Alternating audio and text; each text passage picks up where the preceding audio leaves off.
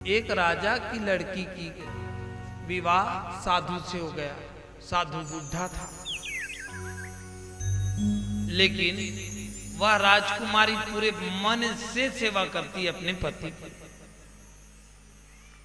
धर्म मार्ग पर चलते तो धर्म ने सोचा एक बार इनका परीक्षा ले दूं, फिर इनको 100 पुत्र प्रदान कर दूंगा और पति को भी युवावस्था प्रदान कर दूंगा। परीक्षा लेने के लिए धर्म एकदम से रूप बदल के युवा पुरुष बनकर के रास्ते में रोक लिया।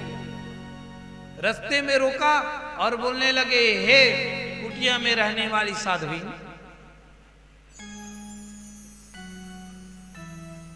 साफ साफ बोलूं क्या रखा है उस बुढ़े में?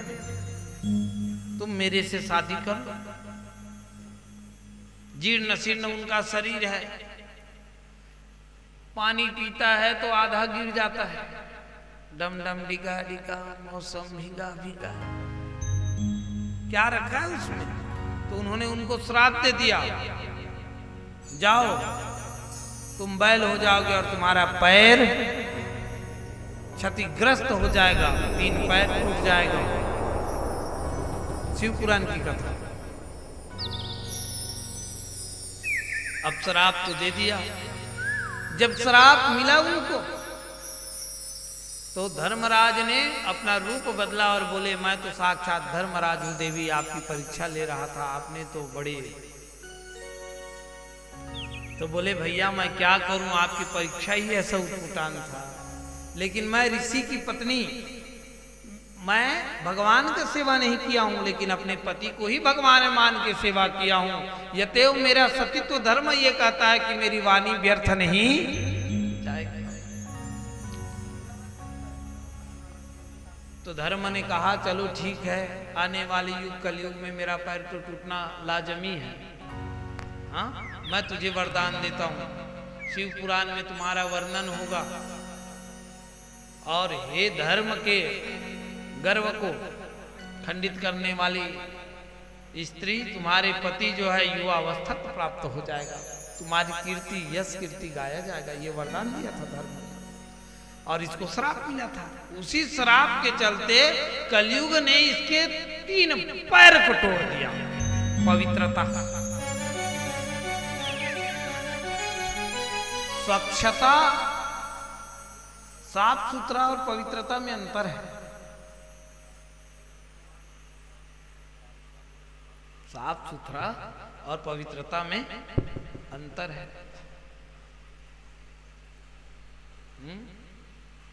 स्नानागार कितना भी साफ हो, पवित्र रहेगा क्या? नहीं ना, समझना बात हो। घर का स्नानागार बोल रहा हूं भाई, स्नानागृह बोलो, कक्ष। हाँ, तात्पर्य ये हुआ पवित्रता टूट गई, तप टूट गया। तपस्या कहां हो पाता है, मुश्किल है।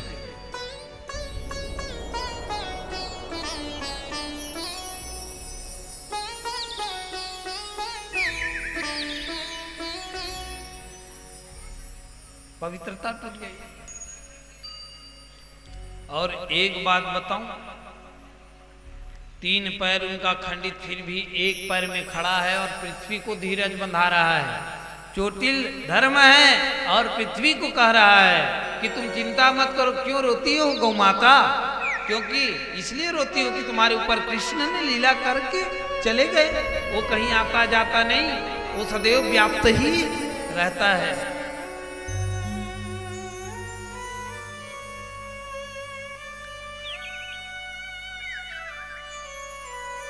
हे देवी क्यों रोते हो? इतने में परीक्षित आया और बोले, हे धर्म, किसने तुम्हारे पैर को तोड़ दिया है? तुम कौन हो? तो बोले मैं क्या नाम बताऊं, मेरा अलग अलग नाम है। कुछ लोग कर्तव्य कहते हैं, कुछ लोग कर्तव्य कहते हैं, ये मेरा कर्तव्य था। कुछ लोग उसको जिम्मेदारी कहते हैं। हाँ? अनेक नाम हैं। और क्या मैं तुमको नाम बताऊं? तुम्हारे पैर को किसने तोड़ दिया? बोले मैं किसको दोष दूं? कौन तोड़ा कौन फोड़ा? हाँ, कोई किसी को सुख दुख नहीं देता। कर्म प्रधान विश्वर चिराखा, जो जस करई सो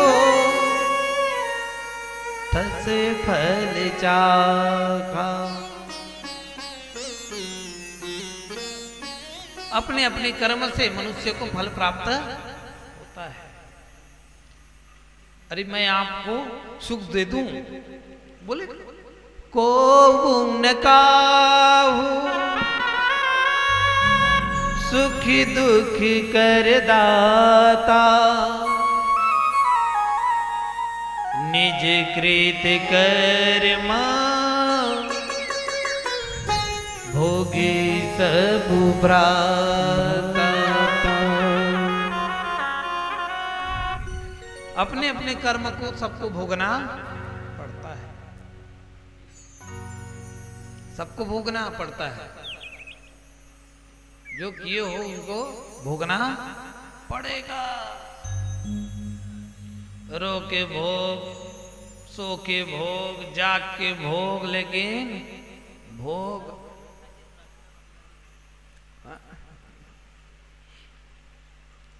तो कहे और क्या सुख?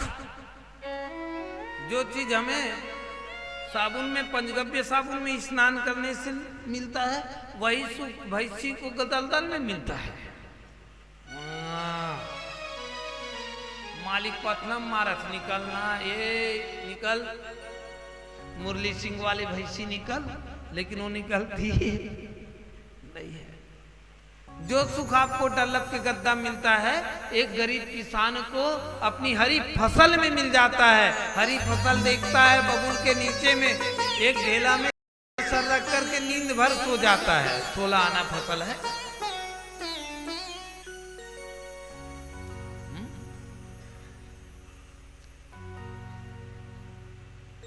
तो कहने का मतलब अपने अपने जीव शरीर के स्वभाव के अनुसार सुख को ढूंढता है और अपने अपने ग्रस्त विषय आसक्ति में सुख को भोगता है।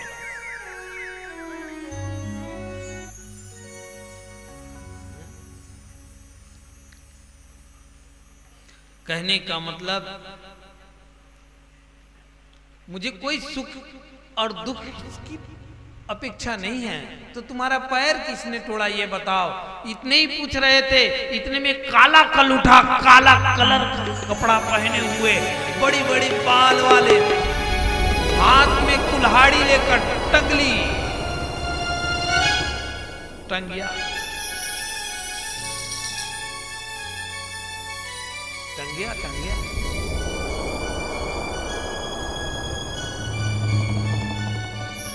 यहाँ छत्तीसगढ़ी बोलूँ तो एक बड़ सौखरी तो बोला, लेकिन सब ये मत दिखा थे काके थे ला काके थे भाचा अब उसने माँ लाइव बोलत बोला लाइव हो जात हुआ से इंग्लिश छूट गए है ना, बने छूट गए है, बने छूट गए। देखा थे यहाँ बिहार ले देखा थे, उत्तर प्रदेश ले देखा थे, नागपुर ले देखा थे, भले बोंगरा मन नहीं देखा थे। जिन हिसाब से यहाँ भीड़ है वो हिसाब से मोला लगा थे कि आदमी यहाँ मन ज्यादा व्यस्त है। और दिदाई मला देखा तो कैसे कौन टी आगे है, चेताक रखे हो का एती आहू पैसा लगी के क्या? अरे डोकरी ढाकरी मन चौरा में बैठती जरे भाई, बाकी मन हाथ करती बैठती।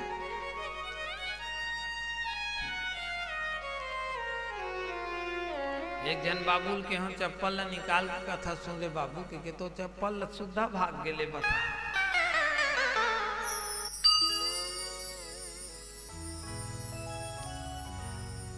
तो ऐसे बात है जी, लेकिन छत्तीसगढ़ी बोलूँ, रपक के बोलूँ, चिंता मत करो, मला कहूँ नागपुर वाले मला, कानपुर वाले मला, तू मला अपन भाषा में सुनना है तो मला बुला लू, कुछ ज्यादा नहीं, कुछ चढ़ा दू, फिर मला बुला लू। बोल भक्तवत्सल भगवान की जय हो। यहाँ कलयुग जीत रहा है आगे, मार तोर गोड़े चला काठू कहा थे, राजा परीक्षित तलवार ल खींची, ओखर गर्दन में टेका दे। तू कौन, क्यों इसको सता रहा है? तो बोले मैं कलयुग हूं और भगवान के भक्त राजा परीक्षित के चरणों पर कलयुग गिर गया। मुझे प्राण दंड मत दीजिए। और कहते क्या है, प्रभु आपके शरण में हूं, आप हमें आश्रय प्रदान कर दीजिए, आप हमें आश्रय प्रदान कर दो। तो बोले अच्छा क्यों आश्रय दूं भैया? कहे देखो अगर आप आश्रय नहीं दोगे तो मैं निराश्रय हो जाऊंगा, तो विदेश में रहना जाओ। बोले देश विदेश सब में आपका कीर्ति ध्वज है, आपसे अछूता कोई और नहीं है, मुझे रहने के लिए जगह दे दो ना, आपके शरण में हूं।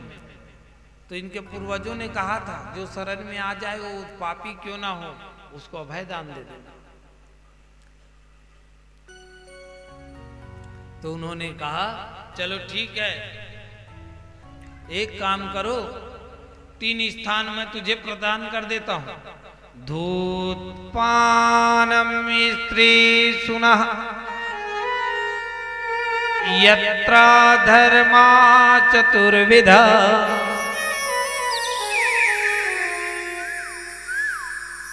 जुए खाने में रहना, मदिरालय में रहना, शराब खाने,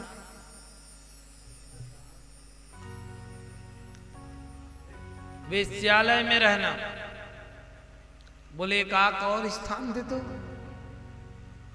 बोले कसाई घर में रहना, कत्ल खाने में रहना। 4 हो गया। बोले एक आक दे दो। बोले अब एक आक में अच्छे से रहो, अब ज्यादा मत मांगो। तो बोले बहुत बड़ा परिवार है, कोई अच्छा सा स्थान दो ना प्रभु। झूठ है, लबारी है, धोखा है, धड़ी है, वो है, फरे भैया जान दे दोगला है। ले बता, अपन छोटे लड़का का नाम ला बता, दोगला है, मीन राशि लड़का दोगला है। बोले अच्छा दोगला कलंक है, बता ओकरो नानचिक बता दीजिए।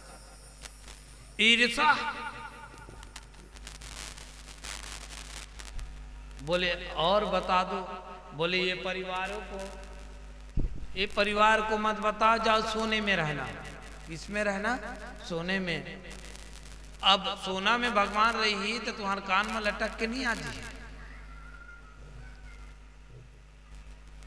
तो सोना में तो हरी रहता है, उस सोने में कैसे रहूंगा? तो बोले 2 नंबर की जो सोना है उसमें रह जाना। कितने नंबर के?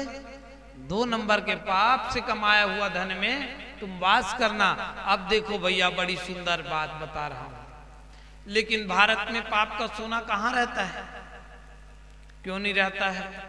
पाप का सोना कैसे नहीं रहेगा? अरे जब साल में दीपावली आता है तो हमारे हिंदू धर्म की बहन लोग क्या करते हैं? पूरे सोना को भगवान को चढ़ा देते हैं। हरि अर्पणम मस्तु, लक्ष्मी अर्पणम मस्तु। लो भाई, पंडित बिचारों को 100-200 दिए और चढ़ा हुआ सोना को अलमारी फिर अंदर कर लिए। हाँ, बड़ सुंदर पूजा करता था। और कहने का तात्पर्य हुआ 2 नंबर के सोना में वास करना। तब कलयुग ने देखा कि हाँ अब जरूर कोई ना कोई सोना महल में तो होगा जो 2 नंबर का होगा। कलयुग सर्राते हुए दृश्य होकर के प्रवेश कर गया किसमें? संदूकची में, संदूक में। कलयुग में खास गुण राजा परीक्षित ने देखा था। कलयुग में भगवान का नाम इतने महत्वपूर्ण है कि अन्य युग में जो फल तप करने से मिलेगा वो फल भगवान के नाम लेने से मिलेगा।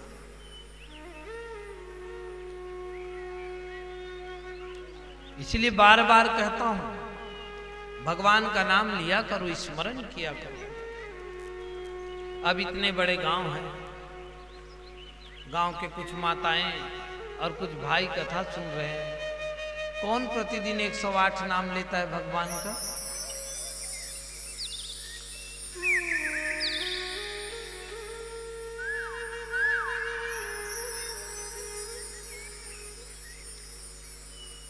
कोई लेता है? कोई माला जाप करता है? इसीलिए गुरु परंपरा बनाया गया है कि लोग अपने गुरु मंत्र को ही कम से कम 108 बार जाप ले तो भगवान के नाम का स्मरण हो जाएगा।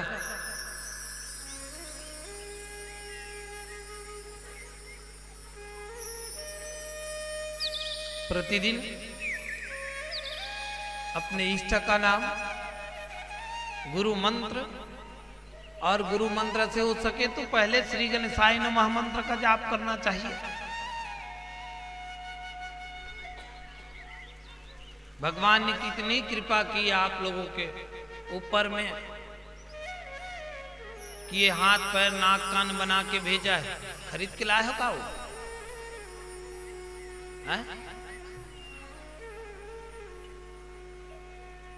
नहीं ना?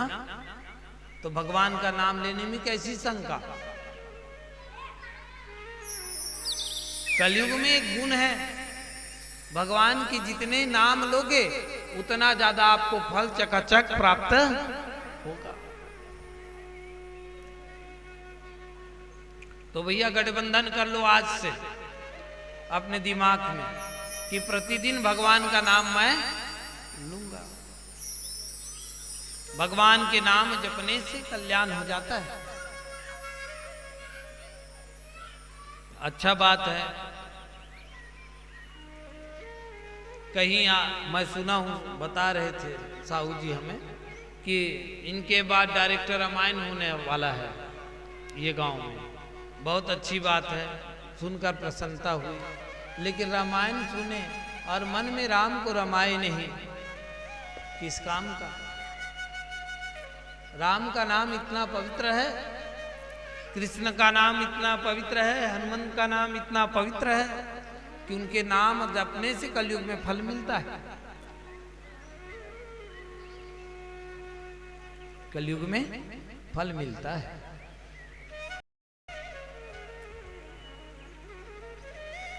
और हमने एक गांव देखा कवर्धा के पास, मानिक चौरी। वहां ना आधे गांव के लोग चुट्टी रखे हैं, सीखा, सब माला जाप करते हैं। बंसापुर नाम का एक ग्राम है हमारे क्षेत्र में, हमारे गांव से रामपुरा से लगा हुआ। वो गांव के गांव लोग सीखा रखे हुए हैं, सब माला जाप करते हैं। उस गांव की स्त्रियां भी कुमकुम का टीका प्रतिदिन अपने माथे में लगाते हैं। हालांकि हमारा भागवत एक बार भी उस गांव में नहीं हुआ है। अब ये मत सोचना महाराज जी को खूब खिलाए पिलाए होगा तो बोल रहा है, ऐसा नहीं है। बंसापुर में हम बचपन में जाते थे, जो बच्चे खेल रहे हैं ना, इसकी उम्र में हम अपने पिताजी और माताजी के साथ में उनके गांव जाते थे। जिस समय रायपुर का टिकमाचार्य जी महाराज का भागवत होता था प्रति साल, हम बच्चे थे उस समय। हाँ, और बैठ करके सुनते थे कथा। तो हम यही देखते थे कि सब लोग कितने भाव से कथा सुनते थे। वो गांव में नियम है, जब भागवत कथा चलेगा तो 9 दिन कोई ड्यूटी पानी नहीं करेगा। साल में एक ही आयोजन होता है, लेकिन भव्य आयोजन होते हैं। बंसापुर नाम का गांव, भगवान की कृपा रहेगी तो उस गांव में बोलने जाएंगे, और नहीं रहेगा तो भी कहीं ना कहीं भगवान का नाम तो ले रहे हैं। इसलिए भगवान का नाम कभी नहीं छोड़ना चाहिए, लेते ही रहना चाहिए। यही गुण कलयुग में देख करके राजा परीक्षित ने उसको स्थान प्रदान किया। जो 4-5 स्थान दिए ना, इसी गुण के कारण दिए। जो गुण सतयुग में नहीं, वह गुण कलयुग में है।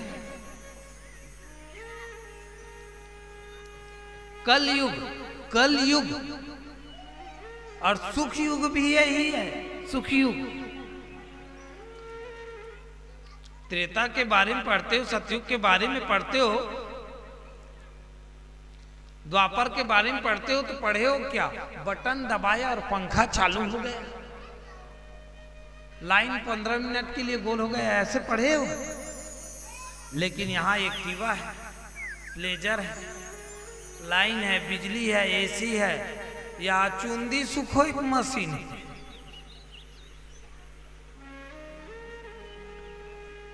और वो मशीन में कहूँ ज्यादा ताप हो जाता नहीं तो आदमी सुखो देते कि सुने। हाँ?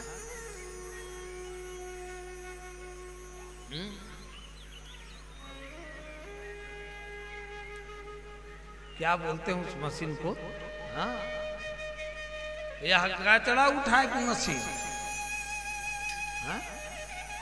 एक जन सेठाइन घर कचरा उठाए की मशीन देखे हम, वो बिचारी हलाल हो ही थो मैं टेका दे थे कचरा अपन भर भर ले।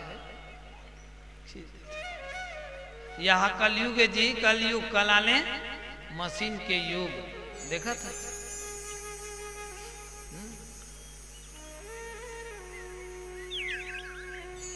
यह इतना खतरनाक मशीन है कि तोर मुड़ी में नहीं, तोर मुड़ी हटा के दूसर के मुड़ी में जोड़ दी। बोला का की थे एडिट की थे नहीं। हाँ? यहाँ एक पहली कहाँ कहा भागवत जी राम कुंड में एक जन लड़का ऐसे फोटो खींची तो मोर कुकुर के मुड़ी लगा दे नाक में। वाह वो दोगली ने कुछ नहीं के हैं। अब ओखर गुरुजी हो कुकुर नजर जात तो मैं का करो के हंसी मजाक करत रही तो तोरम लगा के ले बता। यहाँ तरह मशीन युगे यही सब सुख ल देख के राजा परीक्षित होला स्थान दे दी। कतको जन मन के थे काबर ये युग ल दे दी, आए काबर लात मार के भगा नहीं देती, कही कैसे लात ला मार देती। नियति ये सतयुग त्रेता द्वापर ओखर बाद कलयुग तो आहिच रे भैया। ये युग में कुछ रहा है चाहे मत रहा है, राम नाम के महत्व हवै और सुख के युगे ये लग कलयुग के थे जन्म नानम प्रकार के मशीन हाँ राज करते। एक से एक मशीन हवा दुनिया में। तोर खोपड़ी में की मशीन ला कहूँ लगा दी नहीं पूरा मुंडा करके छोड़ते, ऐसा मशीन तक दुनिया में हवा है।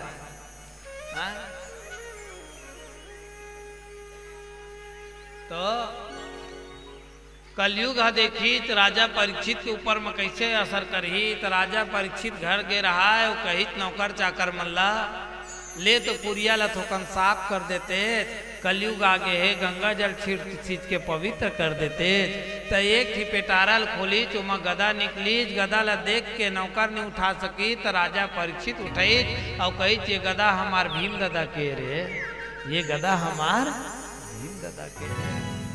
हाँ मंत्रिल दी तो घिसलावा तो ललेगी। ओखर बाद एक ही मुकुट निकली, जो मुकुट रहा है तीन जरा सन के रहा है। राजा परीक्षित पहनी ढीला हुई तो चिपा लगा दी, कपड़ा ला खोपड़ी में लगाई तो मुकुट ला पहनी। तो वो राजा परीक्षित कहल धली कि मैं शिकार करूं। और चारों ओर मच गए हाहाकार। राजा परीक्षित और शिकार, राजा परीक्षित और शिकार। कलयुग घोड़ा बन के आई टप टप टप टप टप टप टप टप टप। राजा परीक्षित ओखर ऊपर में चढ़ी और सुदूर जंगल, सुदूर आने घना जंगल, घना जंगल के बीच में ले गए। तरुआ हमार सुखा गया। तरुआ सुखित राजा परीक्षित शिकार ला छोड़ी जो पानी की तलाश करी तो एक झोपड़ी मिली। घास फूस के झोपड़ी रहा है, खदरहा कुरिया रहा है। अगल में देखी बगल में देखी कोनो नहीं दिखी तो धेपारी ले देखी। ता छत्तीसगढ़ी में कहावत है, जैसे जैसे दाई दादा वैसे वैसे लइका, जैसे जैसे घर द्वार वैसे वैसे फरिका। संडौआ काड़ी के फरिका बने रहा है, एक लात मारी तो ये मुड़ा लो मुड़ा चल रहा फरिका फेंका। अंदर में बैठे रहा है सम्मिक ऋषि, सम्मिक जो सतयुग में जैसे संत राहत रही समभाव में, वैसी सम्मिक ऋषि समभाव में राहत रही। अंतर ध्यान हो गया है, अंतर्मुखी हो गया है। अंतर्मुखी है, कई बार साइकिल में चलत रहे थे, मंगलू घर जात रहे थे, मंगलू दुआरी निकल के पकलू दुआरी जाकर सुरता थे कि मैं थोकन आगे बढ़ गए जी। ऐसे होते अंतर्मुखी। हाँ, आँखी बंद रहा है, हवा सुरूर सुरूर चलत रहा है। और साधु के आगू में जाके राजा है बोली, गिव मी वाटर प्लीज, मुझे पानी दे दीजिए, मैं प्यासा हूं। लेकिन अंतर्मुखी संत का ध्यान टूटा नहीं, बार बार बोली, आंखी ले खोली। मरे हुए सांप ला अपन बांध के नोक में उठाई, चोखर गलम लपेट दी। ले तय मोला पानी नहीं देवत है तो तय 100 के समान मरे हुए सांप ला तय धारण कर। जंगल के लइका मन देखत रहा है, हाथी वाले आए रे, घोड़ा वाले आए रे, हमार राजा आए रे, हमार राजा आए। दो जीव ला भगवान की उपाधि मिलेगे, एक ब्राह्मण ला और दूसरा राजा ला। भूपाल और भूदेव, भूपाल आने राजा, भूदेव आने ब्राह्मण। ये भूपाल आए कि सब देखत रहा, एक झला नहीं देखी तो हाथे में से हाथ लोग घुसेर दी झोपड़ी में, तू ही मेरी खिड़की बन गई। हाथ लोग घुसेरी, तू ही मेरे घास कुश्ती भी आ गए। कुंदरा कुंदरा कुंदरा अंते तंते हो गए। वही मेले राजा देखे धली टुकुर टुकुर देखत रहा, सांप लपेटत रहा। ये बात देख के एक लड़का दूसरा लड़का बताई, यह मोटा का जड़ सांप लोग घर कलम लपेट दी। यही बात लोग लड़का बता दी श्रृंगी ऋषि ला। कौशकी नदी में नहावत रहा, हाथ में जल धरी, चाव दिखी न ताव दिखी, चके बात ल कही कि आज से 7वां दिन तोर मृत्यु हो जी। जिन तक्षक ला लपेटे चोखर पूर्वा जाही और तोला डस खाई। ऋषि घर आकर के अपने पिताजी के सामने में रोए, रोना शुरू किए। सम्मिक ऋषि का ध्यान टूटा और कहने लगे, क्यों रो रहे हो? तो बोलने लगे, पिताजी राजा आए थे, उन्होंने मरा सांप आपके गले में लपेटा और मैंने उसको श्राप दे दिया, उनको दंडित कर दिया। तो कहने लगे, कौन? सम्मिक ऋषि, बेटा तूने गलत कर दिया, क्योंकि संत संयमी होना चाहिए। क्या होना चाहिए? संयमी, सदाचारी,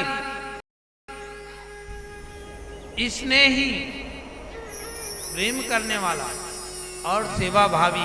केवल सेवा कराए नहीं, सेवा करने का भी सामर्थ्य होना चाहिए। तूने तो श्राप देकर के गलती कर दिया। जिस राजा के राज्य में हाथी और घोड़े और गाय और सिंह एक घाट में शत्रुता त्याग करके जलपान करते हैं, जल पीते हैं, उस राजा को तूने श्राप दे दी। तूने बड़ा गड़बड़ कर दिया हो।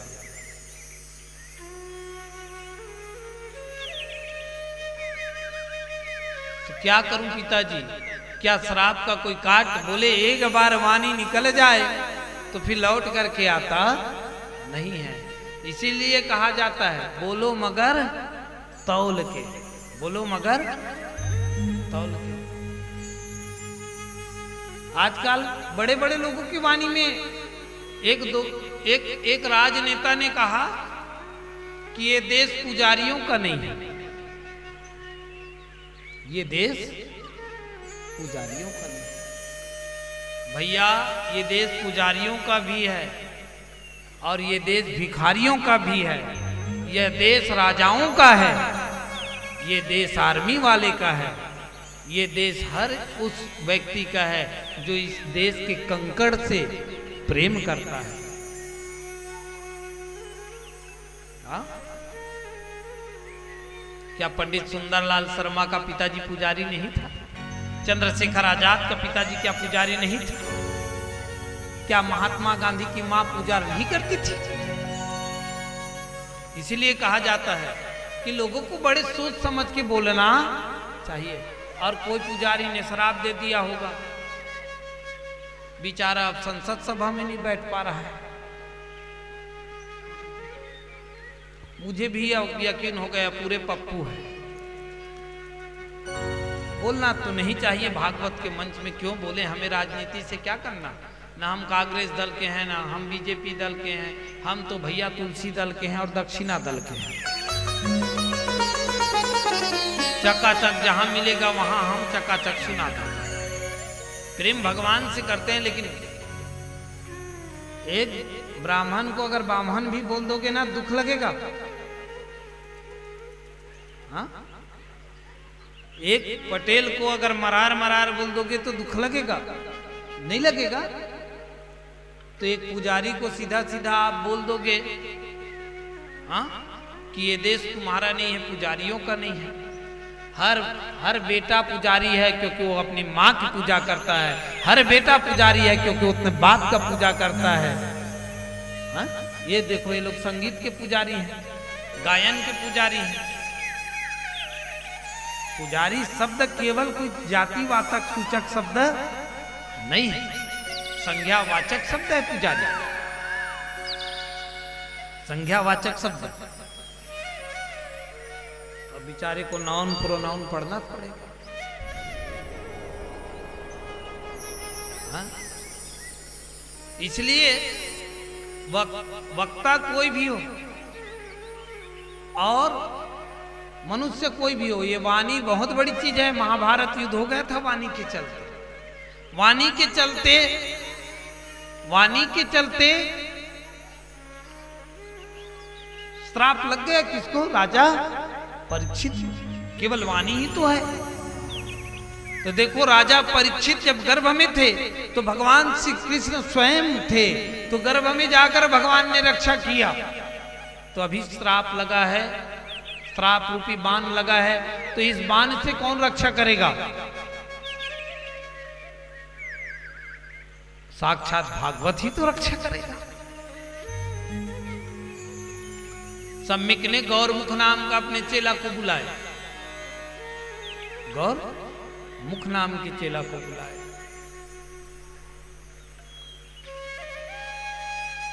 गौरमुख नाम के चेला को बुला करके कहा कि जाओ, राजा को कहना मुक्ति का जतन कर ले। धीरे धीरे गौरमुख गया तो राजा परीक्षित अपने पगड़ी निकाल कर, अपने मुकुट निकाल करके पछता रहे थे। और जब सुना गौरमुख नाम का शिष्य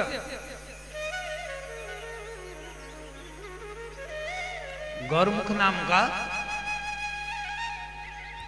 चेला आया है, तो बोले मिल करके तुम्हें 7 दिन में मृत्यु का श्राप मिला है, मुक्ति का तू जतन कर ले, क्या कर सकता है?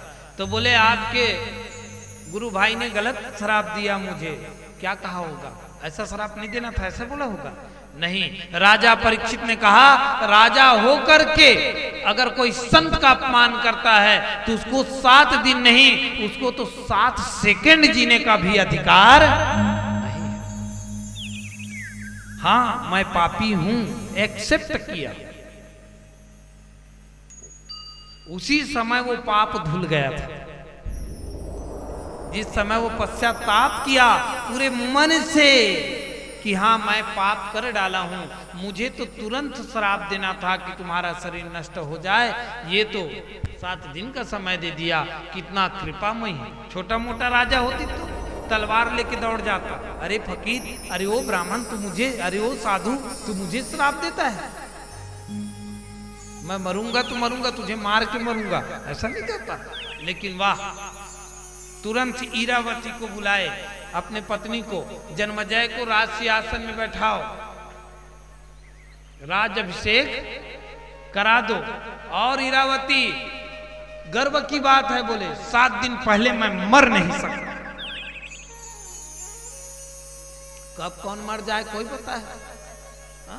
रात के बने सोए रही सो, हाँ मोबाइल में गोठिया से अभी का कर में दाई उठाए में उठी थे।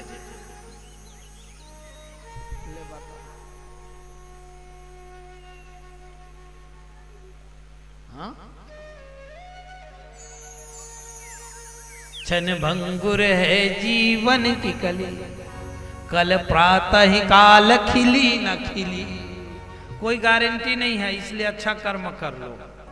लेकिन आजकल के लोग बड़ा अजीब है, दुकान जाता है, एक पाकिट राजश्री लेकर के आ जाता है, 1 महीना के लिए फूट।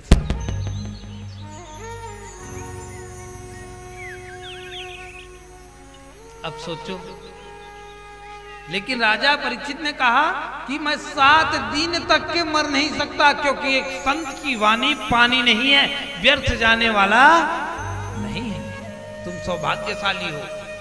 और तुरंत राज त्याग करके चले गए, कहां? सुखताल। देखो, एक बात आप लोग अच्छे से समझ जाओ। एक कथा हो रहा है मुंगरा में, एक कथा हो रहा है नैमिषारण्य क्षेत्र में, तीसरी कथा प्रारंभ होने वाला है सुखताल में। राजा परीक्षित को श्राप लगा तो कहां गया? गंगा तट पे सुखताल नाम के स्थान में गए। सुखताल नाम ही सुखताल है। और सुखताल में गए,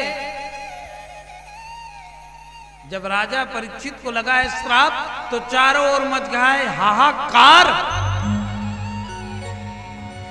सब आए हैं, एक से कनवन, भृगु, अंगिरा, दुर्वासा, पराशर,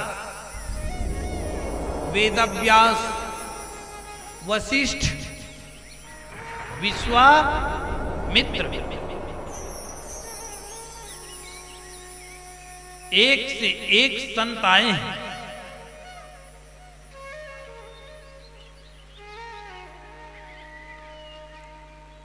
सभी संतों ने कहा आपको श्राप लगा, जानकर हमें दुख लगा। बोले इसमें दुख मत मनाओ, अगर श्राप नहीं दिए रहते तो 1000 संतों का दर्शन मेरे नयन एक साथ कहां कर पाते। जो होता है अच्छे के लिए होता है। मैं तो तर ही गया, लेकिन मुझे ये बताओ 7 दिन में मरने वाले व्यक्ति को करना क्या चाहिए? कोई उत्तर नहीं दिया। क्यों? जो एक झटके में राजपाट त्याग सकता है, उस व्यक्ति के गुरु बनने के लिए उससे बड़ा त्यागी होना जरूरी है। वरना देखना आप लोग कैसे त्यागते हो। कुछ लोग शाम को 5 बजे आई कपड़ा सूखो काहे हो मैं हो दई ये ठीक कपड़ा सूरतम भागवत नहीं सुने सकता वो।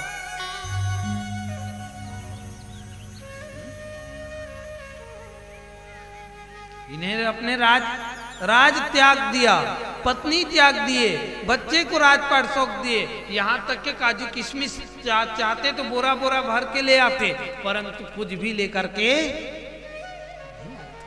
ऐसे त्यागी महामानव महापुरुष का गुरु, उससे भी पुरुष श्रेष्ठ होना चाहिए, संत श्रेष्ठ होना चाहिए। चाहता तो वशिष्ठ जी बैठे थे जो राम के गुरु थे, वेदव्यास जी बैठे थे जो सुखदेव जी के पिता है, वो गुरु बन जाते, परंतु गुरु नहीं बना। आजकल गुरु बनने का भी होड़ है, मुझे गुरु बना लो, मुझे गुरु बना लो। अंडरू पंडरू को गुरु बना लोगे तो क्या होगा पता है?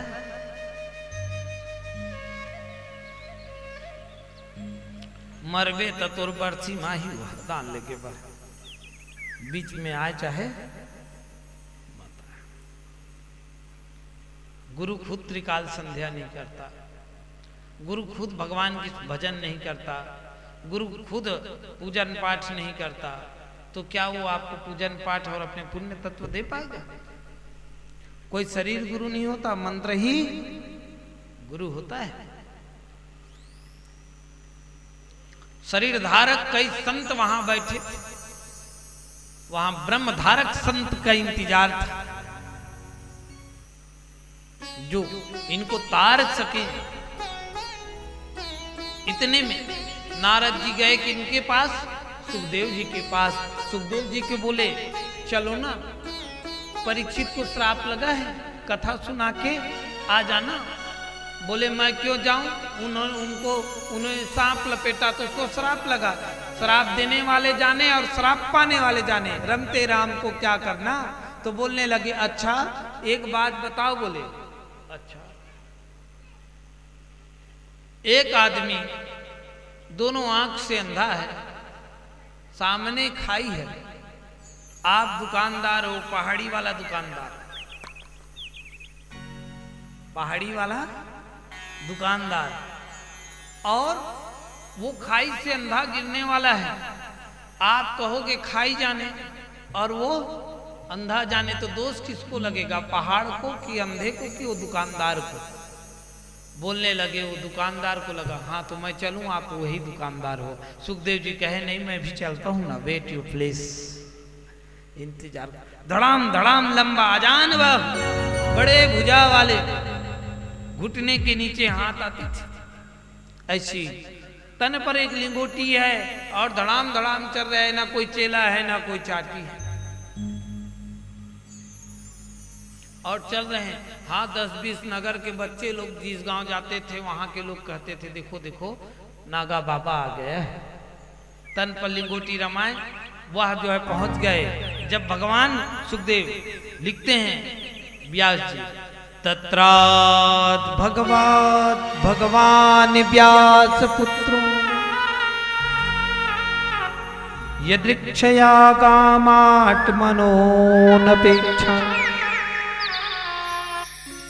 अलक्ष लिंगो निजलाभ तुष्टो वीतस्य बाल अवधूत वेदा। बोलो सुखदेव नाथ की जय हो। आए तो सुखदेव जी के चरण वंदन करने लगे। हाँ सुखदेव जी का वंदन करके कहने लगे हे नाथ कृपा कर दो, दया कर दो, आप आ गए तो आपके चरण रज पड़ने से जहां आपका चरण रज पड़ जाए वह स्थान तीर्थ बन जाता है।